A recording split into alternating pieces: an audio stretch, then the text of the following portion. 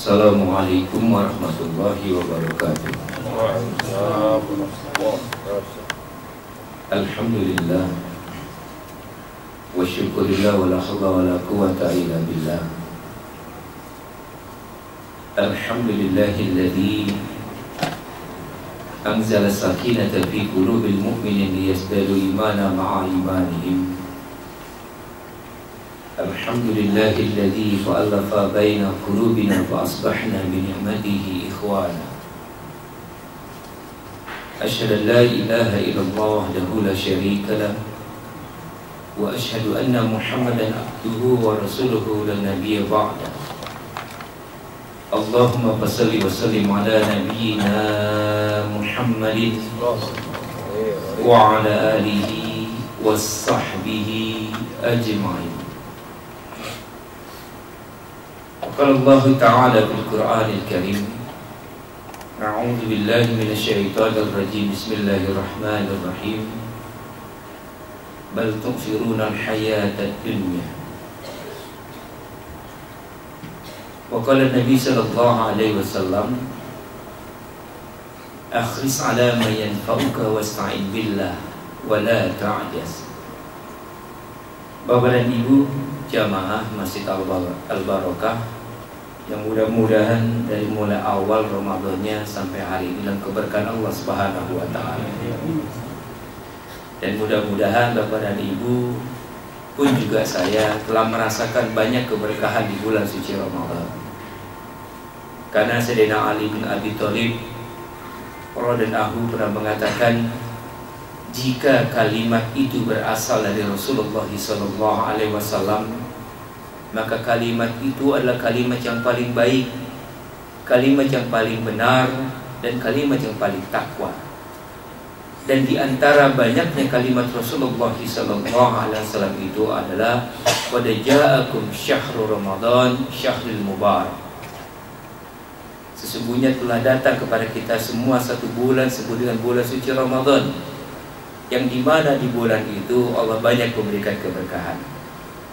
Lantaran ini adalah kalimat Nabi, kalimat Rasulullah SAW, maka sebagai orang yang ittiba dan mahabbah pada Rasulullah SAW, kita harus yakin dengan keimanan kita bahwa di bulan ini Allah memberikan keberkahan buat kita semua. Salam dan salam mulia senantiasa kita haturkan kepada junjungan kita Nabi Muhammad SAW, pada keluarganya, pada para sahabatnya, teriring salam dan doa kita untuk seluruh umat Islam di penjuru dunia. Mudah-mudahan Allah Subhanahu wa Ta'ala senantiasa bersama mereka dan bersama kita semua.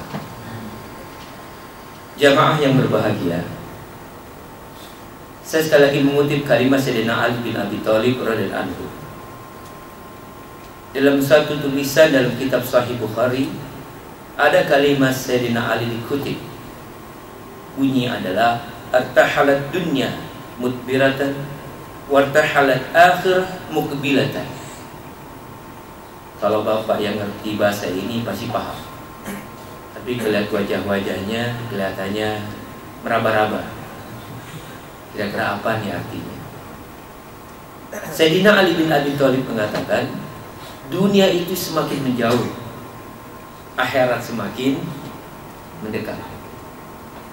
Kalimat yang tampak sederhana, tapi jika di bulan suci Ramadan ini kita mau membuka dada yang lebih lapang, membuka jiwa yang lebih lapang, dan telinga yang lebih lapang, maka insya Allah kalimat yang tampak sederhana ini, yang kita pun bisa mengucapkannya, artahalat dunya mudbiratan wartahalat akhirah muqbilatan, gampang diucapkannya, diterjemahkan pun juga gampang.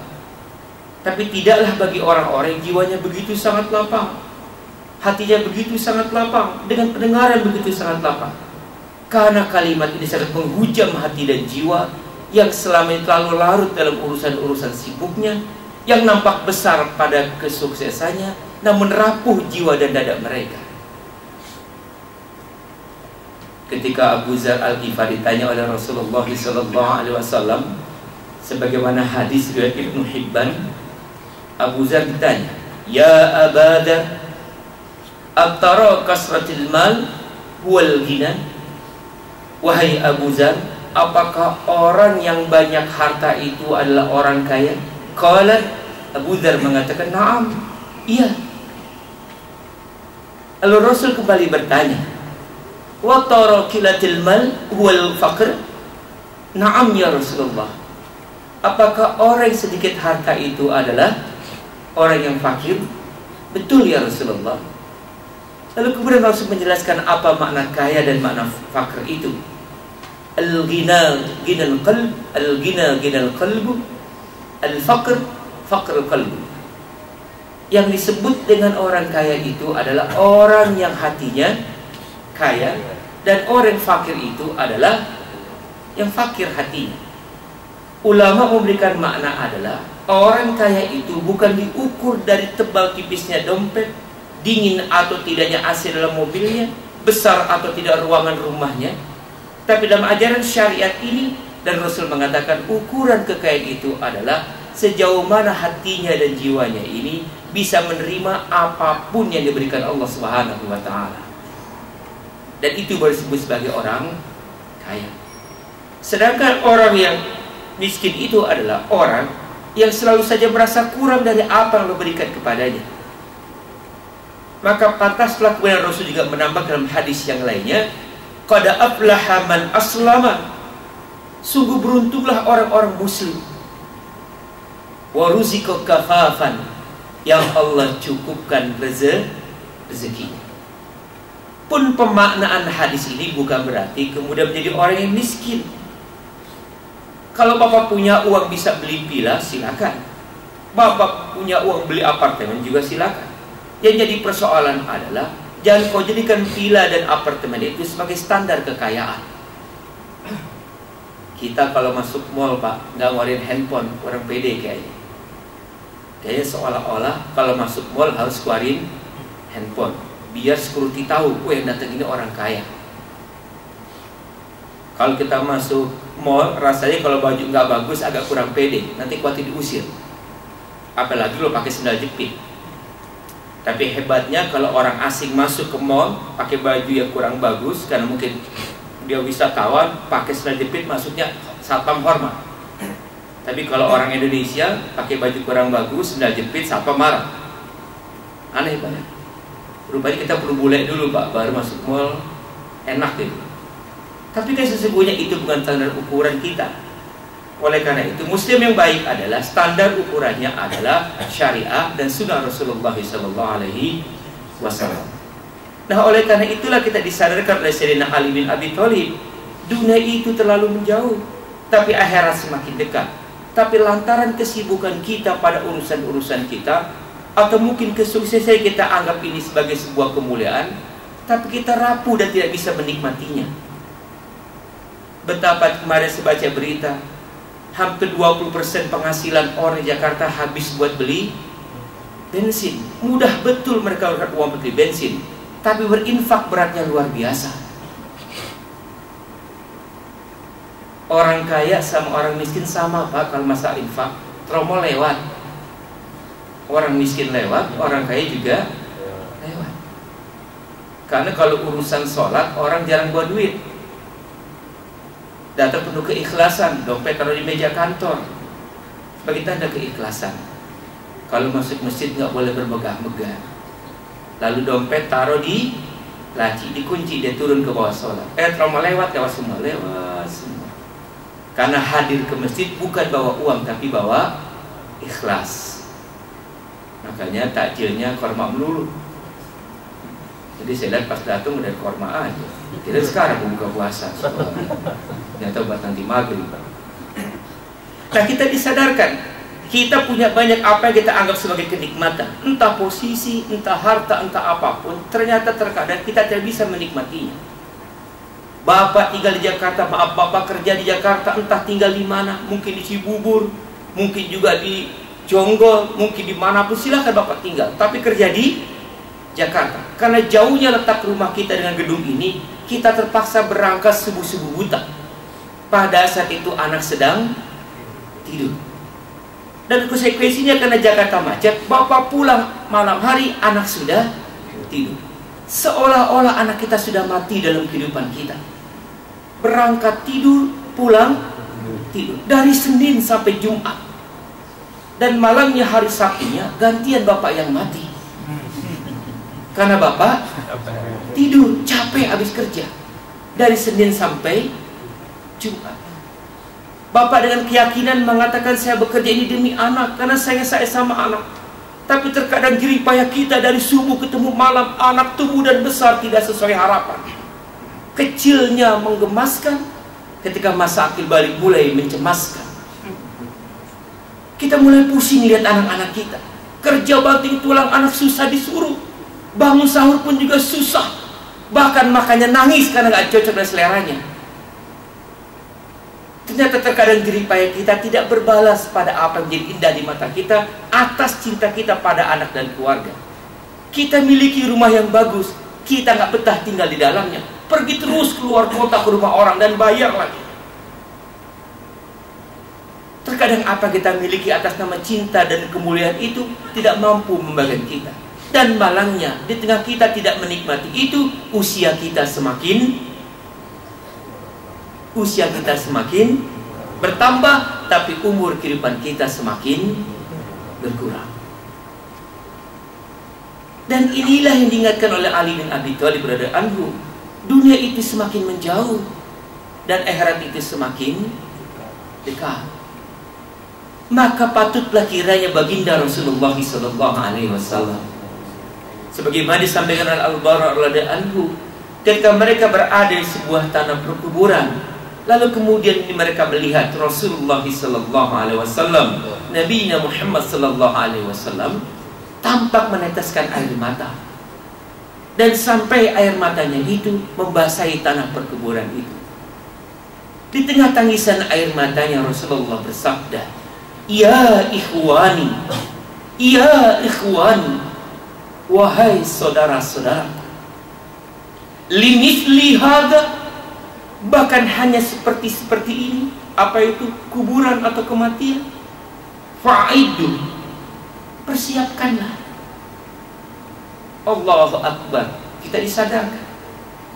Waktu saya, bapak dan ibu dulu bujangan, tahu akan segera menikah, kita kerja keras banting tulang, cari uang untuk persiapan menikah. Pun tatkala dengar kabar istri kita hamil, kita cari uang untuk biaya persalinan. Anak besar butuh sekolah, kita cari uang butuh sekolah dan kuliahnya. Sampai anak menikah pun kita persiapkan uang bagi mereka. Namun entah mengapa, ketika azan yang berkumandang memberikan isyarat untuk sholat, orang tidak pernah bersungguh-sungguh untuk sholat. Tiba-tiba kakinya lemas, tiba-tiba tubuhnya lemas, dan mencari tempat yang PM, paling enak. Tempatnya paling enak. Mau kultum jam berapapun, datang jam berapapun, cari tempat yang paling enak, dekat sama sendal. Kalau selesai langsung cabut. Bapak yang berbahagia, kalau kita khutbah Jumat, saya harus nih. Kalau saya khutbah Jumat, itu di luar Ramadan, banyak jemaah yang lemes. Lemesnya karena sebelum sholat Jumat dia makan kekenyangan. Pas khutib di atas mimbar dia Bismika Allahumma ahya Bismika. Tapi di bulan Ramadan juga sama. Mereka saya khutbah Jumat, mereka dengar khutbah saya, tapi dia tertidur. Alasan lemas karena perut kosong. Di luar Ramadan dia lemas karena kekenyangan. Di Ramadan dia lemas karena perut kosong. Siapa yang salah? Yang salah lemas, Ustaz. Ternyata kita, ya Allah, dalam kondisi yang berjaya kita lemas, kondisi yang susah juga kita lemas. Tapi kita disadarkan, mau lemas susah berjaya pada saat lemas, umur kita semakin berkurang. Namun malangnya kita tidak pandai mempersiapkan. Cara ibadah kita masih sama dengan cara-cara sebelumnya.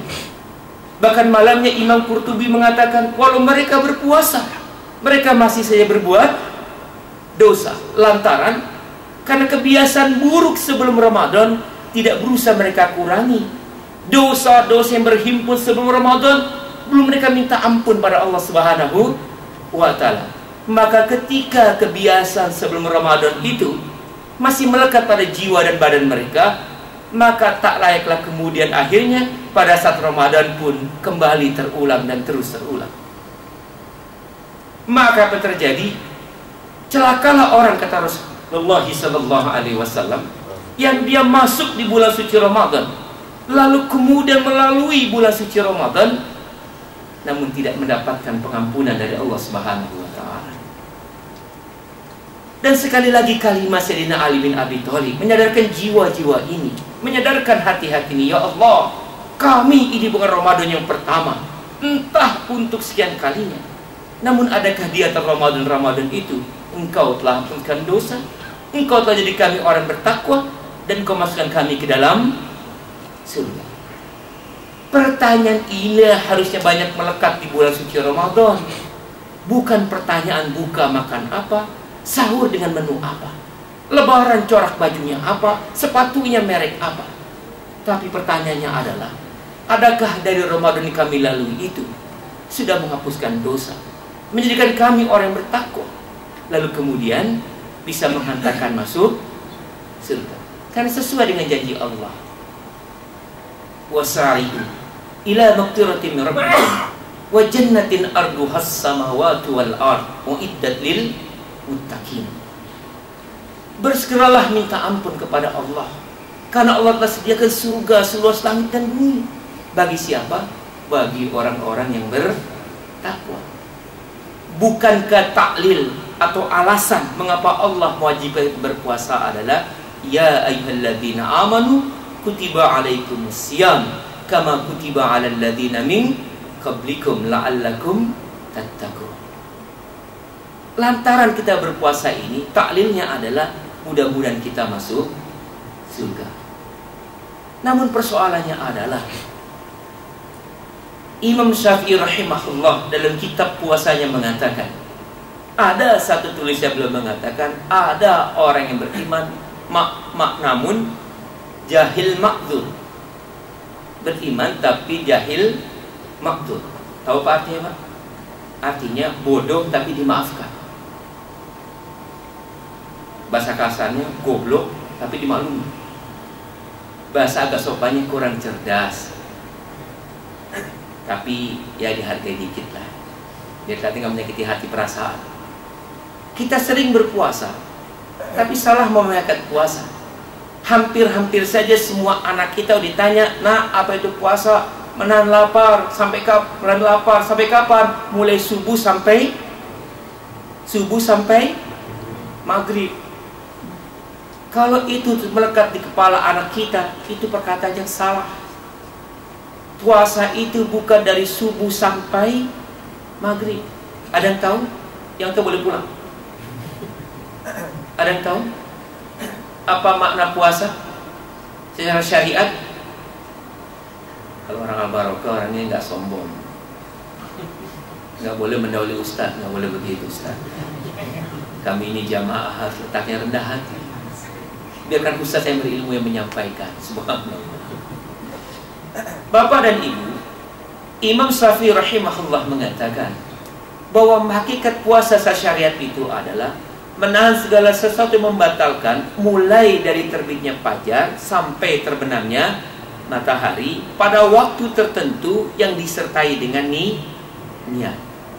Maka ketika itu maknanya tidak berarti bahwa puasa itu mulai dari subuh sampai maghrib. Tapi kebetulan para ulama-ulama fikih di Indonesia bersepakat, waktu terbit fajar adalah subuh, tenggelamnya matahari waktu maghrib. Tapi tidak berlaku bagi negeri Skandinavia, yaitu Swedia, yang puasanya sampai 22 jam. Kita Indonesia, berdasarkan urutan negara-negara terlama berpuasa, kita urutan keempat. Urutan keempat aja ngedubelnya panjang, ngeluhnya panjang. Ya Allah, lama betul. Kenapa sih nggak mulai dari subuh sampai zuhur? Ya Allah. Emang anak kecil umur 6 tahun sahur jam sahur, bukannya zuhur, kata dia puasa setengah hari. Itu negeri saya puasa 22 jam. Dubes RI di sana bilang, saya baru buka puasa 2 jam kemudian udah sahur. Kita subhanallah, bukanya maghrib, sahurnya menjelang Subuh itu aja masih ngeluh, ya Allah lama betul. Tiba-tiba Masjid Al-Baqarah, Masjid Al-Barakah banyak orang gelimpangan seperti orang mati tuh. Mohon maaf ya tadi tidur di belakang, ya Allah. Yang kebanyakan tadi servis lagi, ya Allah. Allah Akbar. Pak, gak apa-apa. Maklum Ustaz, bulan puasa lemes. Nggak puasa juga lemes juga. Kalau gaji belum turun, ya Allah. Nah inilah kalimat yang menyadarkan kita, ya Allah, kita tidak sedang berlomba dengan kawan kita naik pangkat. Kita tidak sedang berlomba dengan kawan berebut gaji yang paling besar. Kita tidak sedang berlomba dengan umat Islam mengejar tempat-tempat berbuka yang penuh padat. Kita sedang bekerja dengan waktu. Dan waktu itu adalah kepastian yang bernama kematian. Dan inilah yang hendak yang menyadarkan kita, kata Imam Nawawi. Ketika dia sadar setiap kehidupan ini ada batasnya. Jabatan ada batasnya. Pangkat pun juga ada batasnya. Karir pun juga ada batasnya. Apapun yang namanya dunia pasti ada batasnya. Tapi malangnya ketika manusia menikmati dunia, seolah-olah dia hidup untuk selama-lamanya. Seandainya pun dia hidup selama-lamanya, apa kata Rasulullah SAW? Penyebab kematian itu ada 99. Namun jika kalian tidak melewati 99 itu, kalian pasti juga akan mati. Apa sebabnya? Al-haramah, yaitu usia tua. Banyak dengar kabar orang mati karena sakit. Atau yang kemarin, Allahu Akbar, mudah-mudahan Allah berkahi mereka, Allah rahmati mereka, Allah mendosa-dosa mereka. Yang mereka terjatuh pesawat Hercules. Baru take up 2 menit, take up lagi, take off 2 menit, ingin minta kembali ke markas, keburu jatuh. Siapa yang nyangka? Mereka berharap ini hari ke-13 Ramadan kemarin, ya Allah mudah bisa sampai di hari raya Idul Fitri. Mungkin sudah ada di antara korbannya wafat menyiapkan makanan untuk hari raya, nyiapin uang untuk hari raya. Tapi apa yang terjadi? 13 Ramadan Allah angkat nyawa-nyawa mereka tanpa mereka bisa menolaknya. Seandainya bisa menolak, ya Israel sabar dong. Masa lagi kebakar gini cabut nyawa? Ikhtiar dulu baru cabut nyawa, nggak mungkin. Tapi jika kematian itu datang, Bapak tak bisa menolak. Sebagaimana mereka tak bisa menolak, tidak bisa memaksa kepada Allah, ya Allah jangan kuafatkan kami dengan jatuhnya pesawat ini. Bahkan kita pun tidak bisa memajukan seandainya pulsasi dalam hidup ini. Ya Allah, hidup saya susah, dengan mati aja, nggak mungkin. Ya Allah, saya kaya, mati aja nih. Ada nggak gitu? Ya Allah, saya miskin, mati aja nih. Ada nggak? Ya Allah, saya kaya, mati aja nih. Ada nggak? Ada. Ada orang terkaya di dunia, saya lupa urutannya, matinya bunuh diri. Punya harta banyak, bunuh diri. Orang miskin punya harta dikit, bunuh diri terlalu. Apalagi karena narasaiber, THR nggak turun, bunuh diri. Insya Allah, kata dari isu kabar burung sih naik 10 kali lipat dibandingkan tahun 99. Lalu 99. Ibu bapak yang baik, inilah kita sadarkan apa itu fastabiqul khairat. Allah. Kalau bukan sekarang ketika masih bernafas, kalau bukan sekarang ketika ibu masih bisa melihat wajah saya dalam ceramah ini, kalau bukan karena sekarang telinga masih mendengar, tangan masih bisa ngeretek-ngeretek, badan bisa tahu mana yang dingin mana yang panas, kita tahu mana kolak yang lezat tidak lezat. Kenapa ketika Allah berikan usia kehidupan kita tidak segera fastabiqul khair? Dan sebab yang paling utama adalah bal tu'sirunal hayatad dunya. Kita terlalu disibukkan pada urusan dunia. Rasa-rasanya kalau punya uang sedikit tidak menjadi mulia, kalau punya uang banyak merasa mulia.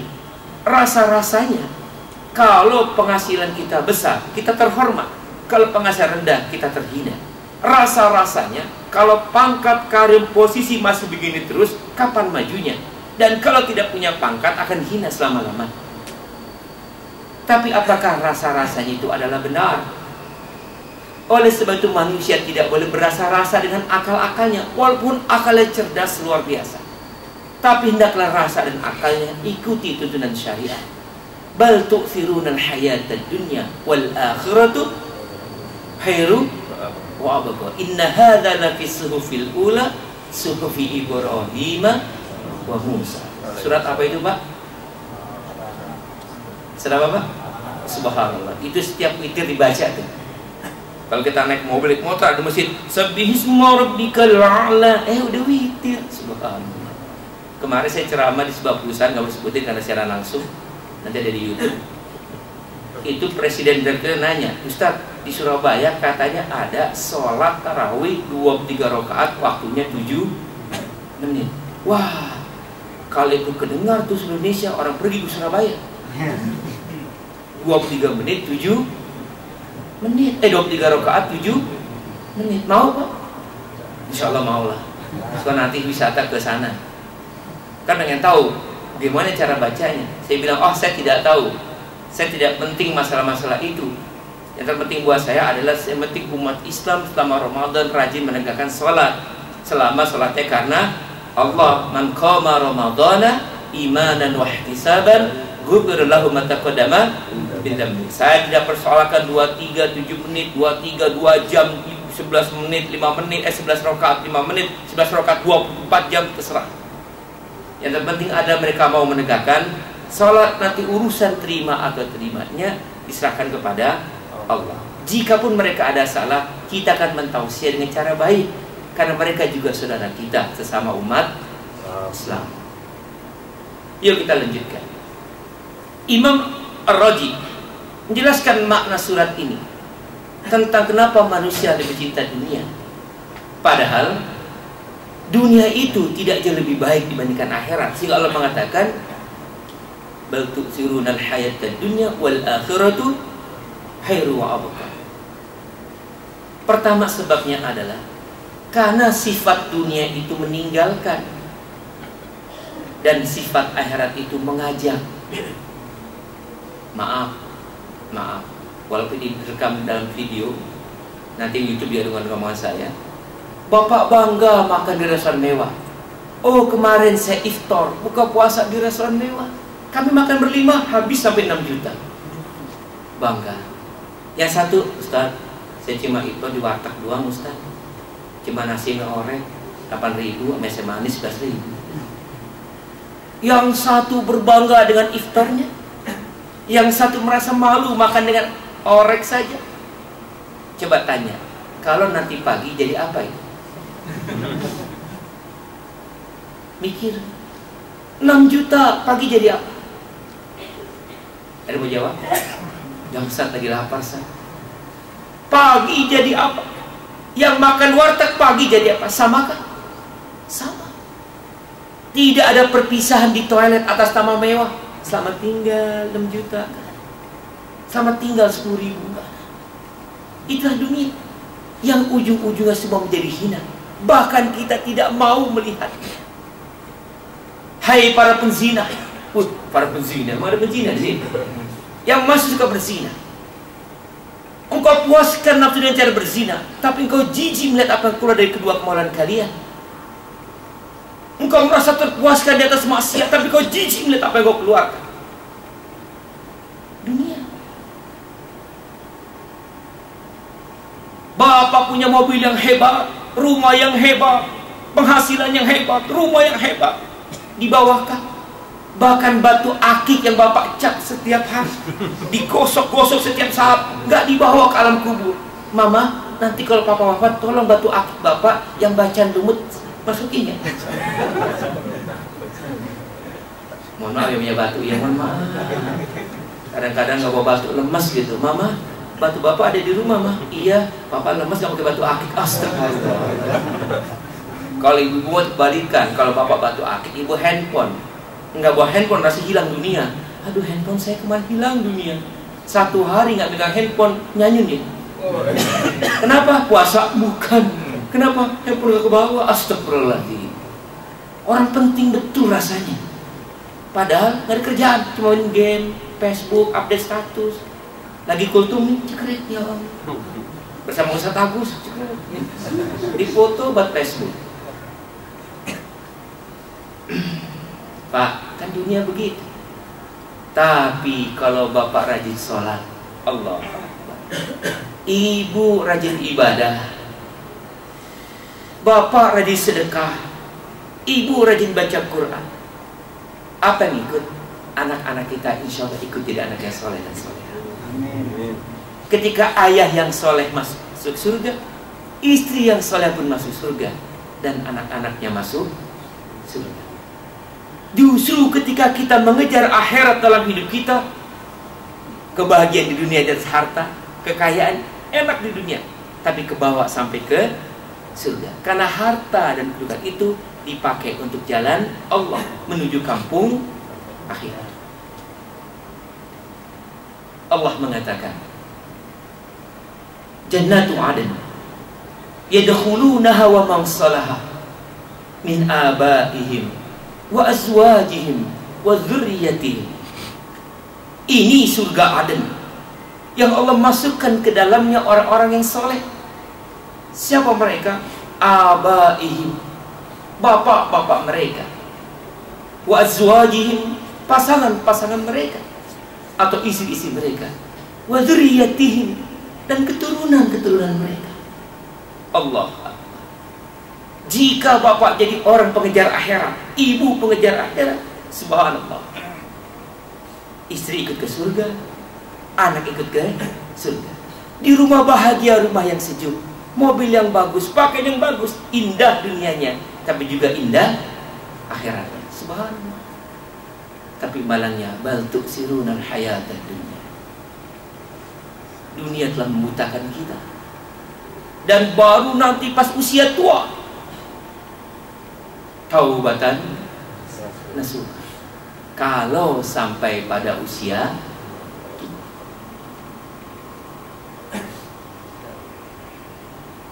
maaf, mohon maaf, itulah sebabnya berbahagia. Betapa kita disadarkan kalau tidak segera fastabikul khair. Karena dunia itu sifatnya meninggalkan, sedangkan akhirat itu yang kedua. Ar-Raji mengatakan, apa yang kita kerjakan atas nama dunia itu hanya untuk mengatasi masalah yang sesaat. Tapi apa yang kita kerjakan atas nama akhirat untuk menyelesaikan sesuatu yang abadi. Maaf, kalau kita makan karena perut kita lapar, pertanyaannya, apa kemudian lapar itu hilang? Bapak makan karena lapar, ibu makan karena lapar. Apakah setelah makan lapar itu kemudian hilang? Hilang, tapi kemudian muncul lagi. Maka manusia rakus dan tamak urusan makan. Tapi kalau bapak sholat, subhanallah, tidak masuk api neraka, dan itu selama-lamanya. Akal ini membenarkan betul ya Ustaz ya. Tadi pagi sahur, buka puasa, pas duduk, air putih, korma 2 butir, sunnah Nabi Ustaz. Habis ajan, martabak, mie ayam, mie bakso. Tapi hanya perut masih lapar. Tapi kita sholat, apa terjadi? Selamat dari api neraka. Akal kita membenarkan betul, tapi kadang-kadang lupa. Moto sholat kita gak pernah berubah. Ikan sepat, ikan gabus, lebih cepat lebih. Padahal syarat agar sholat kita bernilai ibadah dan mendapat ridha Allah, Ibnu Qayyim al-Jauzi dan gurunya Ibnu Taimiyah memberikan inspirasi buat kita agar seluruh perbuatan kita menjadi ibadah. Maka hadirkan di atas ibadah itu ghayatul mahabbah. Kita beribadah karena cinta. Jujur, ada nggak jamaah yang merindukan azan subuh? Jujur, lagi puasa. Ada nggak jamaah? Bu, udah ngepak-ngepak mau kena aja, ibu mau pulang bu. Ibu ngepak-ngepak pun. Malam Ustaz, ikan sepat, ikan gabus lebih cepat lebih. Bu, ada nggak nemuin ajan subuh? Rasanya nggak ada ya. Allah, ya Allah baru mau ngopi udah subuh aja. Allah, ya Allah baru mau ngerokok udah ajan subuh aja. Ah, jangankan ajan subuh, datang sholat zuhur pun berlemas-lemas. Zuhur pelan kan. Pas ngaji, tapi kalau lagi main handphone, wih luar biasa. Baca handphone 2 jam kuat. Baca Quran 10 menit, mata minus nambah. Ya Allah, mata mana minus. Ah, tidak mencela, tidak menyindir.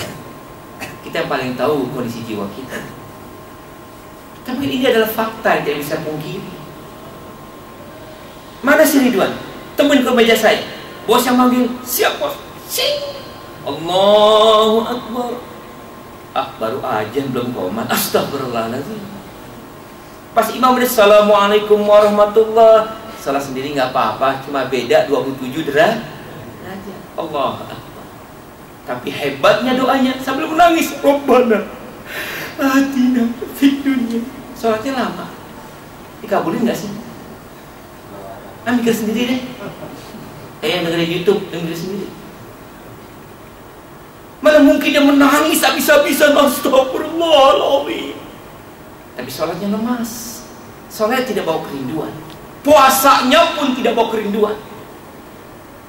Lemas bukan karena puasanya, kuat bukan karena puasanya, tapi lantaran Allah lah yang membuat kita menjadi kuat.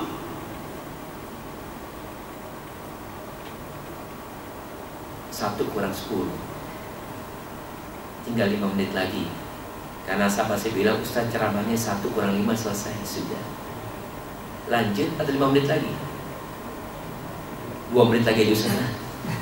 Biar dikasih patikan gabus lebih cepat lebih. Ini hati terkoyak-koyak nih. Ampun, mau marah saya. Sama siapa? Mas saya? Bukan, mati sendiri. Allah Akbar. Maaf, bahkan maaf, Bapak pengen masuk surga. Sering ada kalangan ulama mengatakan doa asyhadu an la ilaha illallah astaghfirullah nas'aluka ridhaka wal jannah wa na'udzubika min sakhatika wan nar. Minta dijauhkan dari api neraka dan minta masuk surga. Namun orang yang mengucapkan itu terkadang tidak rindu pada kematian. Bapak ingin surga, saya pun juga sama. Ibu ini masuk surga, semua umat Islam pun juga sama. Tapi mengapa tidak rindu kematian? Salah satu pintu menuju surga itu adalah kematian. Tapi tidak mau. Jawab sendiri. Belum mau, tepatnya gitu bahasanya. Belum mau, sama aja nggak mau. Kamu mau puasa, belum mau. Dia nggak puasa namanya. Bapak bisa aja pakai bahasa Indonesia, belum mau.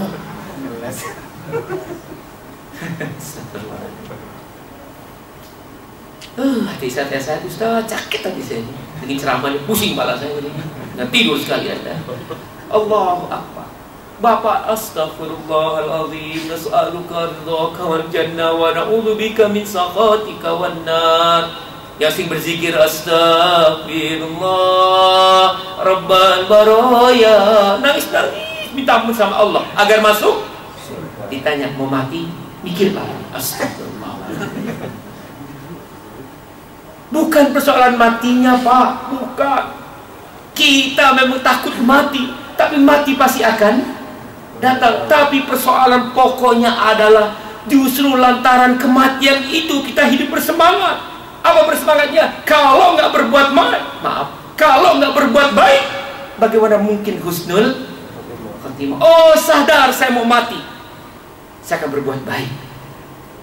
Sama, Bapak kabar akan ada rencana rasionalisasi cyber, akan ada pemecatan karena cyber. Apa terjadi? Semua berlomba berbuat baik agar dia termasuk orang yang dipecat. Ada jawabannya surat Al-Mulk. Alladzi khalaqal mauta wal hayata liyabluwakum ayyukum ahsanu amala. Justru Allah jadikan itu kematian pertama kali dan kehidupan agar Allah uji di antara kita mana amal yang justru kita takut pada kematian. Takutnya bentuknya apa? Saya takut sama mati ya Allah, dan saya janji akan beramal saleh. Jangan Allah katakan, wa hum yastarikhuna fiha rabbana akhrisna na'mal salihan ghairal ladzi kunna na'mal. Orang-orang yang berada dalam api neraka berteriak kepada Allah. Apa teriakannya? Rabbana akhrisna. Ya Allah, keluarkan kami dari api neraka ini ya Allah. Lalu apa yang terjadi? Mereka berjanji pada Allah, na'mal salihan ghairal ladzi kunna na'mal. Saya berjanji ya Allah, jika kau keluarkan kami dari neraka ini, niscaya kami akan beramal soleh jauh lebih baik sebelum masuk api neraka. Tapi apa kata Allah? Awalam nu'ammirkum ma yatadakkaru fihi man tadakkar wa ja'akumun nadhir. Dua Allah ingatkan, umur dan peringatan dari Allah. Hari ini umur kita masih ada. Kultum ini peringatan dari Allah dengan ayat dan hadis Rasulnya. Sadarilah itu. Maka Rasul mengatakan, ya bagiyal haq, ya bagiyal haq aqbil, ya bagiyal syarr aksi. Wahai orang-orang pencari kebenaran, atau ya bagiyal khair aqbil, wahai pencari-pencari kebaikan, mendekatlah. Ya bagiyal syarr aksir, yang suka mencari kesesatan, jauhlah. Assalamualaikum warahmatullahi wabarakatuh.